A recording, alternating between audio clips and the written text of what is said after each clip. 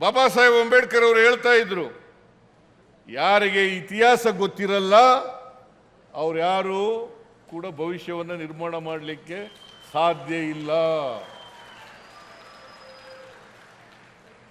ಪ್ರತಿಯೊಬ್ಬರು ಕೂಡ ಇತಿಹಾಸ ತಿಳ್ಕೋಬೇಕು. ಅದಕ್ಕೋಸ್ಕರನೇ ಸಂವಿಧಾನ ತಿಳ್ಕೊಳ್ಳಿ ಅಂತಕ್ಕಂಥ ಕಾರಣದಿಂದ ನಾನು ಮತ್ತು ಎಸ್ ಸಿ ಮಹದೇವಪ್ಪ ಮಾತಾಡ್ಕೊಂಡು ಶಾಲಾ ಕಾಲೇಜುಗಳಲ್ಲೂ ಕೂಡ ಸಂವಿಧಾನದ ಪೀಠಿಕೆಯನ್ನು ಓದಬೇಕು. ಈಗ ನಿಮ್ಮ ಹಕ್ಕುಗಳು ಗೊತ್ತಾಗಬೇಕಲ್ಲ,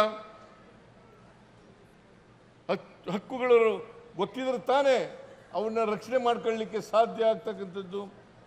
ನಿಮ್ಮ ಹಕ್ಕುಗಳು ಗೊತ್ತಾಗಬೇಕು, ನಿಮ್ಮ ಜವಾಬ್ದಾರಿಗಳು ಕೂಡ ಗೊತ್ತಾಗಬೇಕು. ಹಕ್ಕುಗಳು ಜವಾಬ್ದಾರಿಗಳು ಜೊತೆಯಲ್ಲೇ ಹೋಗೋದು ಯಾವಾಗಲೂ ಕೂಡ. ಬರೀ ಹಕ್ಕುಗಳಿರಲ್ಲ, ಜವಾಬ್ದಾರಿಗಳು ಕೂಡ ಇರ್ತವೆ.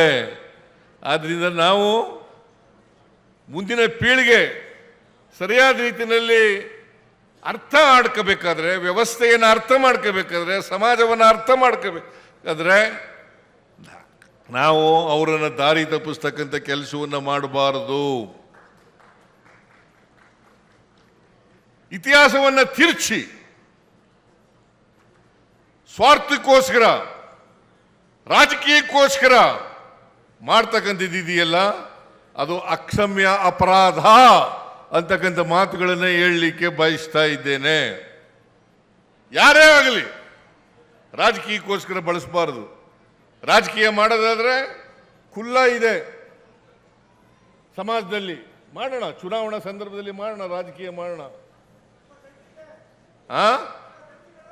ಏಯ್ ಸುಮ್ಮನೆ